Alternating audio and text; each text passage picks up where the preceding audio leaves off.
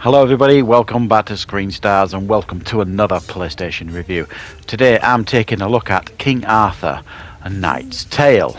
Now this came out fairly recently on the PlayStation, and I did put a first impressions video up a few days ago, and I did say in that video that I was going to try and put a lot more time into this game to give you a little bit more of an in-depth review, and I've done that now.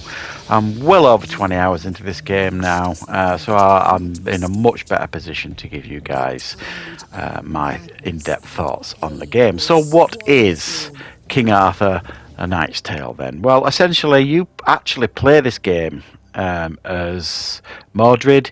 You see at the beginning there's a cutscene. You and Arthur have a massive battle, and then you're basically both killed, and then the Lady of the Lake resurrects you and sends you on a quest. You've got to go to Camelot. Basically, you've got to rebuild the Round Table, recruit knights in order to find King Arthur, who was essentially risen up, and you know the evil is taking over the land, and it's for you to really get rid of all the evil with the Knights of the Round Table that you have recruited. Right. Okay. Now, in regards to the story, it's actually quite good. I mean, I like turn-based strategy games anyway, so I'm not necessarily, too fussed about the story as long as the gameplay is good in games like this. But I do have to say that the story is pretty good here. Now, my early impressions of the game was that, the voice acting wasn't really what you would describe as, A-listers type stuff or AAA quality or anything like that. And while it isn't, it does actually grow on you, the charm of the game. It is a bit cheesy, some of the dialogue and stuff, but it does grow on you to the point where you don't even notice it, and you actually quite enjoy it. So there's that to take in mind if you guys are put off by anything I said about the voice acting. I actually think it's pretty decent after playing this now for a good long time. So you start off, you've been risen up, you get to Camelot, and then what you have to do at Camelot is you've got to rebuild the place. You've got all sorts of things that you need to build at Camelot. So you've got to rebuild the Round Table and recruit knights, but also you can upgrade the Round Table to kind of give you extra slots for your men and all that kind of stuff. There's loads of different upgrades in each section of Camelot. But there's also things like in Camelot you've got like a hospice where you, after each mission, because permadeath is here, after each mission you can send your injured knights to the hospice. Initially it's only one at a time until you upgrade it, and then depending on how seriously injured they are, it will tell you how many missions it's going to take before they get back to full health. There's a training yard sort of thing where you could, and it speaks for itself. You put somebody in there, again, only one slot at the beginning, and you can send them off training or send them off to a jousting tournament, and they will come back and they will kind of level up after a certain amount of time, certain amount of missions. There's also things like an enchanted tower, a forge. There's a merchant where you go to buy and sell goods. There's a cathedral where you can go and send your seriously injured knights. And like I say, each of those are upgradable, and what you need is coin and like building materials to upgrade, and all of these you get on your missions. So it's about prioritizing what you want to first build and then second upgrade. Each of these areas as well, you can kind of put like one of your knights at like the head of that department. So, you could choose one of your knights and put him in charge of like the merchant section or any of the sections. And it gives them a little bit of a boost, get a little bit of a buff when they go into battle. There's a way to level up as well. When you level up in the game, there's a skills section that you can go to, and the skills are kind of what you would expect in a game like this. You kind of skill up that your attacks. You can, if you've got enough skill points, you can buy new attacks. All new powerful attacks to kind of fill up your bar at the bottom, and you know what I mean by that if you've played turn-based strategy games. because with this being turn-based, it works on action points, as the majority of them do. You'll go into battle usually with 4 knights, and occasionally if you recruit a knight while you're out in the missions, they will join you, so you might have 5, occasionally 6 people with you.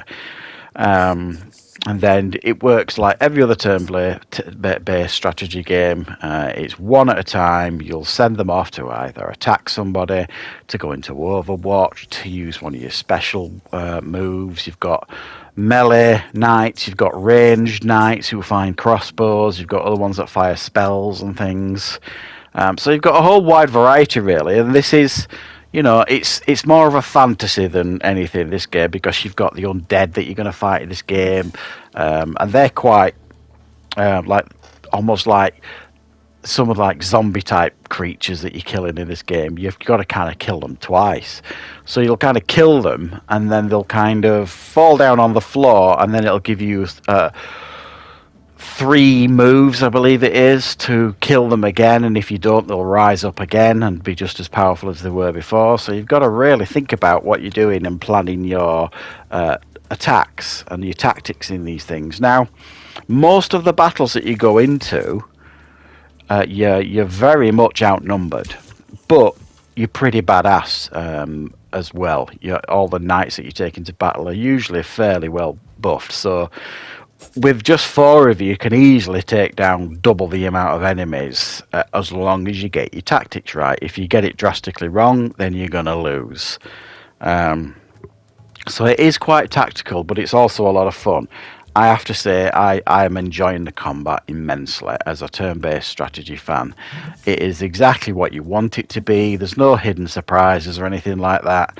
And if it says it's going to hit somebody and give them 10 damage, you're going to hit somebody and give them 10 damage. It's not one of those turn-based strategy games where you could be stood next to them, you'll throw a sword and you'll miss them. It doesn't really work like that. The only thing that can harm the damage that you do is if your opponent blocks it. Other than that, if they don't block it, or your attack is much more powerful than their block, it's going to do a lot of damage. Another nice thing that this game does is you can store your AP, your action points. So you can kind of move somewhere on the map. You might not be able to do anything at that point, so you can save the rest of your action points for your next turn, which I think is a really nice addition. It means on your next turn, you might be able to do 2 swings of your sword instead of 1.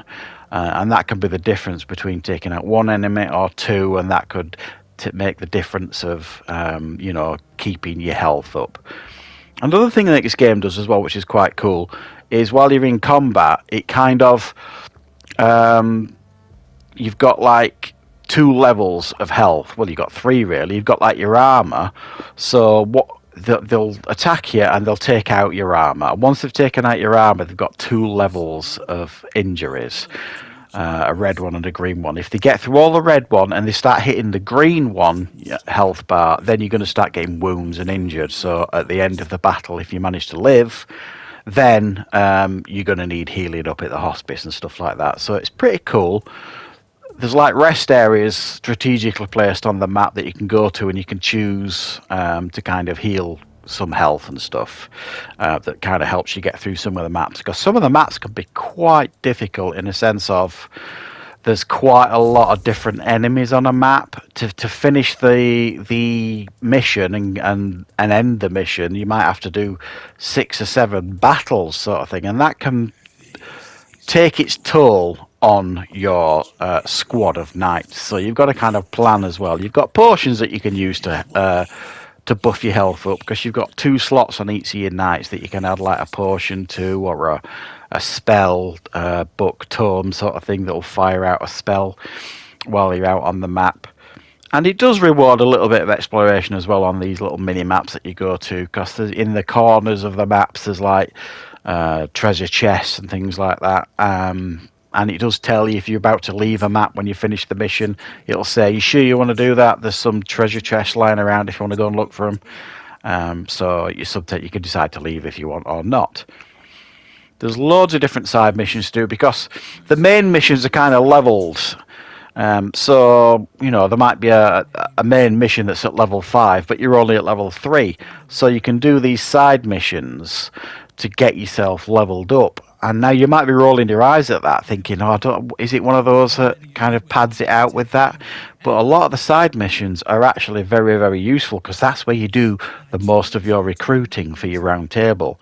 You'll go into these missions. You might end up helping a knight. There'll be dialogue choices, and with you being Mordred, he's the bad guy, really. You can kind of give him a pretty snarky answer if you want, or a pretty clever answer. And so you can kind of choose who you're going to recruit and stuff. And at the beginning of each mission, you can kind of swap out your knights, decide who you want to take into this next mission, who's your best choices. My personal choice, generally speaking, if I've got 4 knights to take into a mission, I usually have 2 melee options and 2 ranged options, and I found that has worked really, really well for me.